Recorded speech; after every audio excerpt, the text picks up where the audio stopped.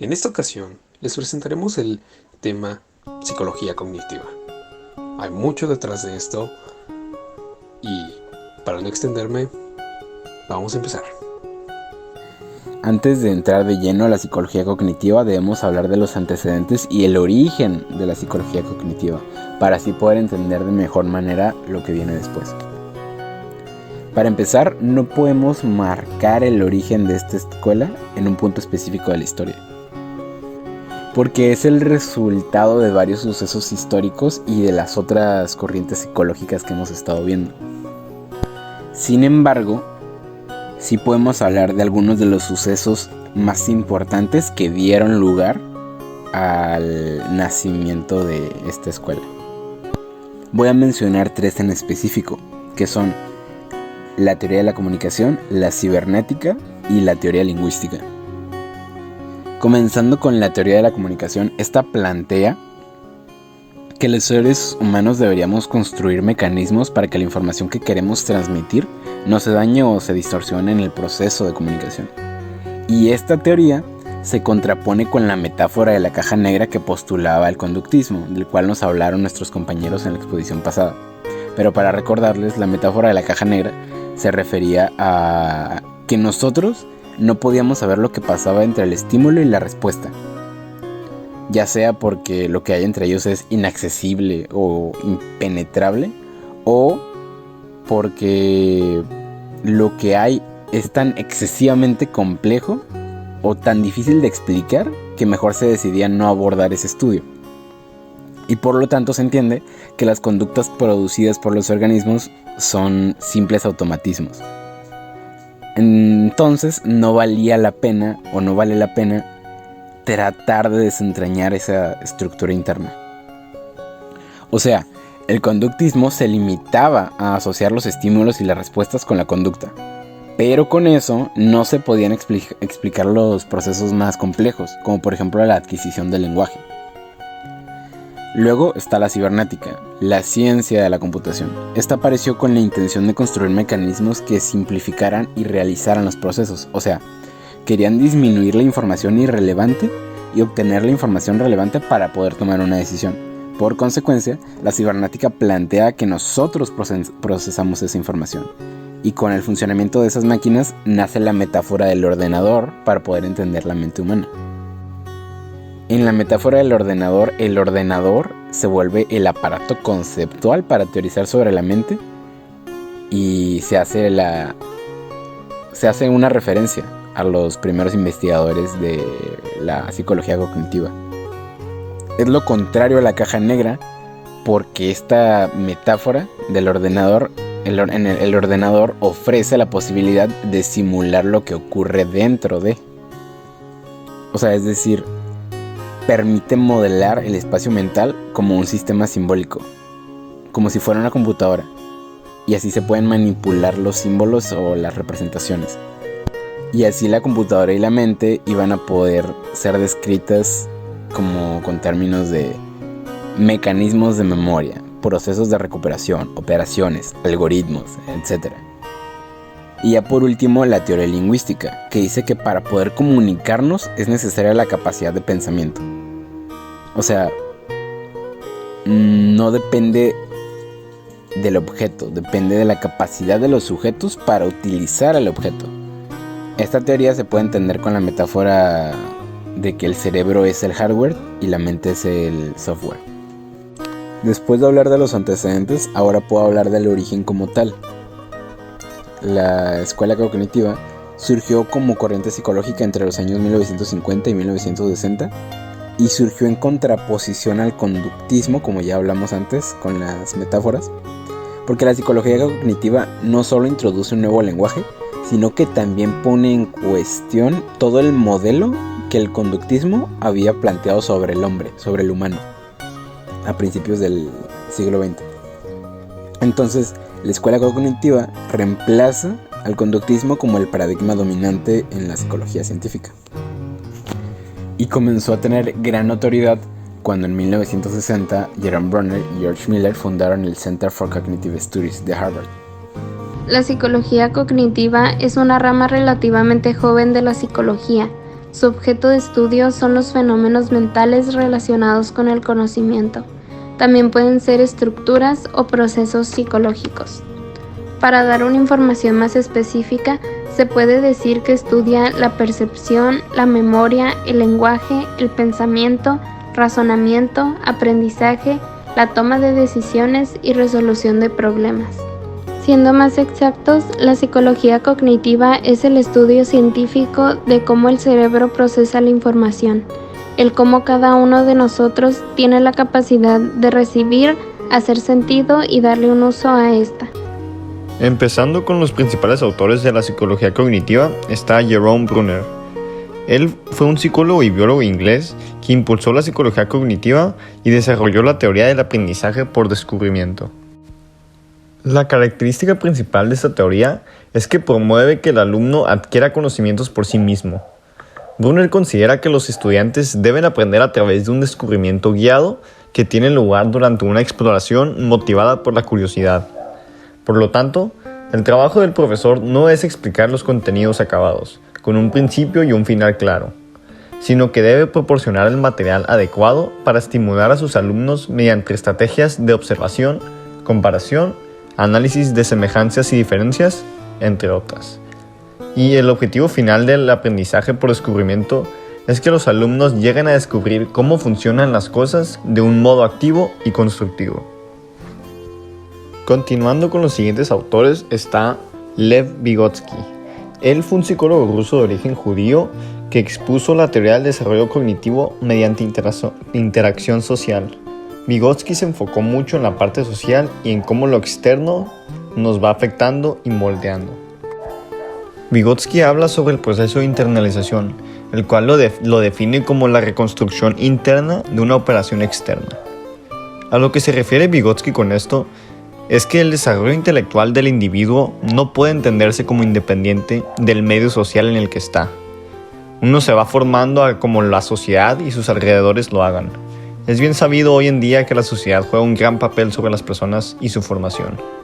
Un ejemplo simple de esto es cómo la personalidad de un niño se desarrolla al internalizar las actitudes de otros significativos hacia él, como sus padres o familiares. Para finalizar con los autores está Jean Piaget. Él fue un epistemólogo, psicólogo y biólogo suizo, el cual se le reconoce por sus aportes al estudio de la infancia y por sus teorías del desarrollo cognitivo y de la inteligencia. Él decía que el desarrollo intelectual es un proceso que sigue un camino ordenado, sistemático y secuencial, por medio de etapas. Según Piaget, el desarrollo cognitivo de los niños avanza a través de una secuencia de 4 estadios o grandes periodos críticos, cada uno de los cuales está marcado por cambios en cómo los niños conciben el mundo. La primera etapa es la etapa sensoriomotora. Esta etapa tiene lugar entre el nacimiento hasta los 2 años aproximadamente o hasta cuando se inicia el desarrollo del lenguaje funcional. Aquí la inteligencia apenas tiene una funcionalidad práctica y está ligada al desarrollo sensorial y motor, o sea que estos adquieren sus conocimientos a través de experiencias sensoriales como el tocar las cosas o el chupar. Ahorita la mente del niño es a qué sabe, a cómo se siente, a qué huele, etc. Todo ahorita se enfoca en lo sensorial y motor.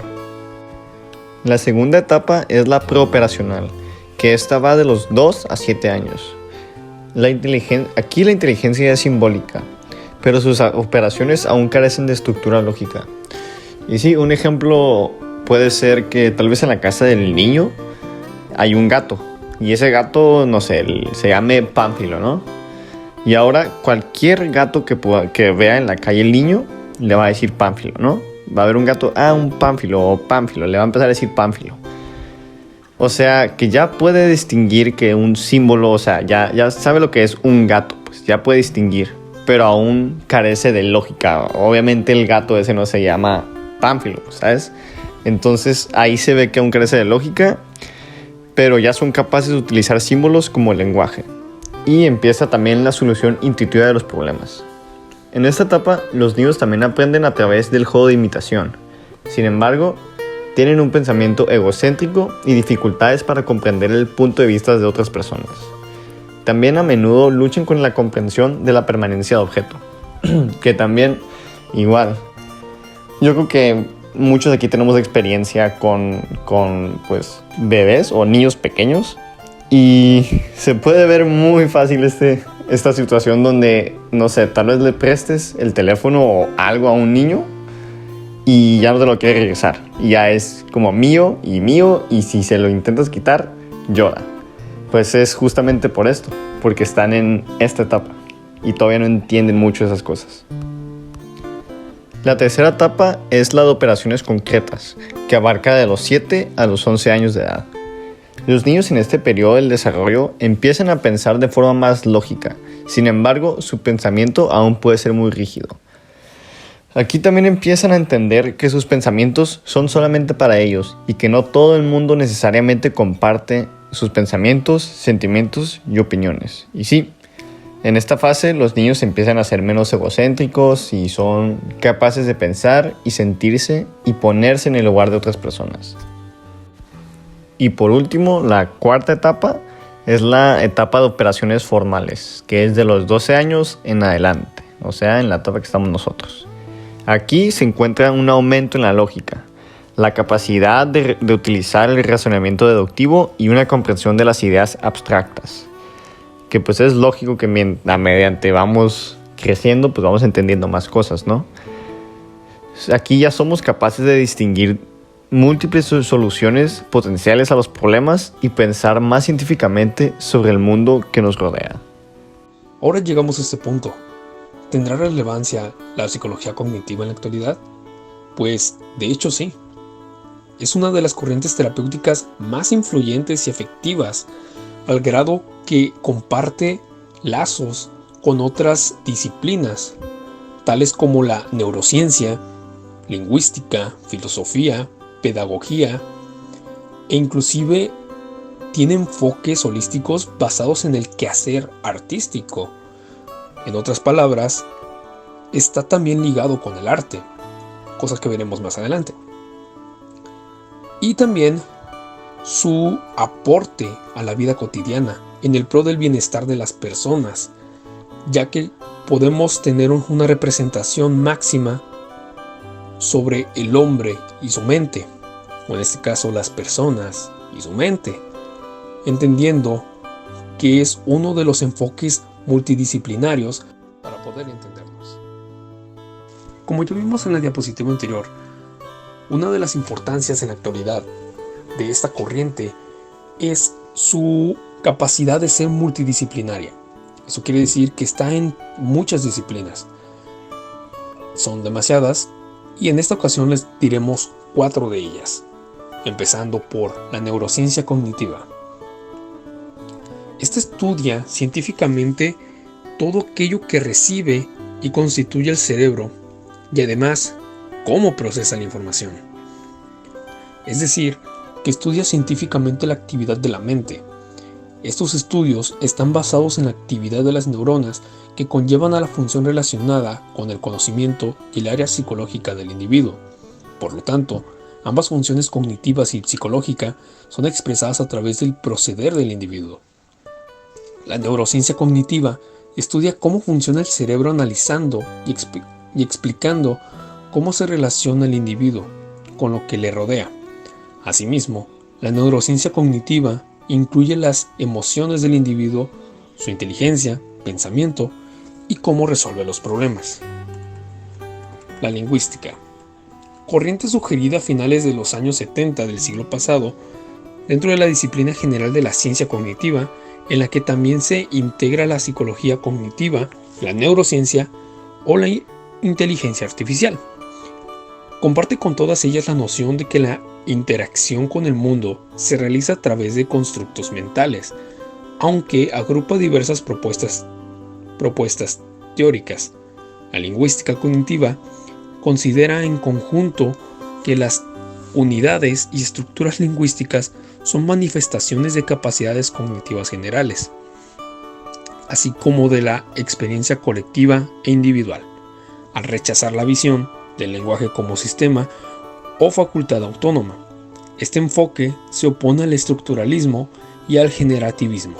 Pedagogía cognitiva. Una de las teorías cognitivas más influyentes en los últimos años dentro del campo de la psicopedagogía y de la educación es la teoría del aprendizaje significativo de Ausubel. Este modelo ha tenido una gran repercusión en el mundo de la enseñanza y la instrucción. En la antigua escuela se potenciaba el aprendizaje receptivo y memorístico. Sin embargo, Ausubel hizo hincapié en la relevancia del aprendizaje significativo, aquel que es capaz de modificar las estructuras mentales del alumno y ayudar a su maduración cognitiva, ya que se produce aprendizaje significativo cuando el alumno relaciona e interioriza los conocimientos recién aprendidos con sus conocimientos previos. Para Ausubel, la presentación de los contenidos es primordial para que el niño pueda otorgarle significados, sea capaz de asimilarlos. Estos contenidos deben de estar organizados y relacionados con los conocimientos previos del alumno. Además, es importante que el educador motive al estudiante para que mantenga una actitud activa en el proceso de aprendizaje, que sea capaz de despertar en él o ella la curiosidad por aprender, las ganas de descubrir y de experimentar. Y no solamente tenemos en la actualidad trabajando este modelo de Ausubel, también tenemos un segundo modelo cognitivo del aprendizaje, que es destacable para el ámbito de la instrucción educativa, que es el basado en los mapas conceptuales de Owen. Estos mapas son organizadores gráficos de la información que muestran de manera visual los nuevos conceptos de aprender y sus relaciones. Son una herramienta didáctica que permite al alumno estructurar los nuevos contenidos, mejorando así la comprensión y asimilación de estos. Por otro lado, también es buena estrategia para potenciar la metacognición. Si se le pide al alumno que realice estos esquemas una vez finalizado el tema en el que se ha trabajado en clase, la propia tarea en sí le ayudará a dar significado al aprendido y a autoevaluarse. El arte cognitivo. Las terapias basadas en el arte y la expresión artística se utilizan con personas mayores tanto como para prevenir el deterioro cognitivo como para estimular la mente en demencias y ralentizar su desarrollo. A raíz de las diferentes producciones artísticas, ya sean obras plásticas, teatro, canto y o danza, se trabaja la percepción a través de los sentidos, el olfato, el gusto, el tacto, el oído y la visión, lo que fomenta y mejora especialmente la capacidad de atención, además de estimular otras capacidades cognitivas como la comunicación. Además de capacidades cognitivas, con este tipo de terapia se consigue estimular la parte emocional de la persona a través de la reminiscencia al relacionar con recuerdos afectivos, la expresión artística y ayudando a conectarlo con el entorno que lo rodea, fomentando la actividad, mejorando el sentimiento de utilidad y aceptación y por tanto su autoestima. El haberse autoimpuesto como el nuevo paradigma que dominaría la psicología científica y además haber ido en contra de los conceptos preimpuestos sobre la mente planteados por otras escuelas psicológicas o corrientes, le ganó muchas críticas a la psicología cognitiva. Entre las más importantes está su terminología, específicamente con las computadoras, porque a la gente no le gusta que se compare la mente humana con una computadora. El enfoque y sus apoyos técnicos, otra vez hablando de la computadora, ya nos dimos cuenta que a los críticos no les gustan las computadoras y con la computadora se simulan los procesos mentales. Y se dice que esta simulación es impermeable, o sea, deja fuera a las variables como la cultura, la historia, lo social. Y la crítica que se le hace al enfoque es que es excesivamente mecanicista. Luego están los supuestos, o sea, las suposiciones de que los procesos mentales son algo distinto a la conducta. Nos dicen que la psicología cognitiva no es estrictamente objetiva. Luego nos hablan de la excesiva proliferación de teorías sobre los procesos mentales. Es decir, se estudian por separado sin tomar en cuenta la interconexión múltiple que existe entre los procesos estudiados, como la memoria, la percepción, el razonamiento. O sea, todos estos se deberían estudiar en conjunto y no estudiarlos individualmente, porque hace que pues se den resultados diferentes. Y por último, la psicología mentalista e introspeccionista postula una gran cantidad de procesos internos inobservables. Igual que el conductismo, pero más elaborado. A continuación les presentaremos nuestra bibliografía, en la cual se presentan todos los links que nosotros utilizamos para sacar la información aquí presentada. Se las dicto. https://diagonal es broma. Esto es todo por el video. Si les gustó, denle like, suscríbanse, compártanlo con sus amigos y nos vemos para la próxima. Muchas gracias.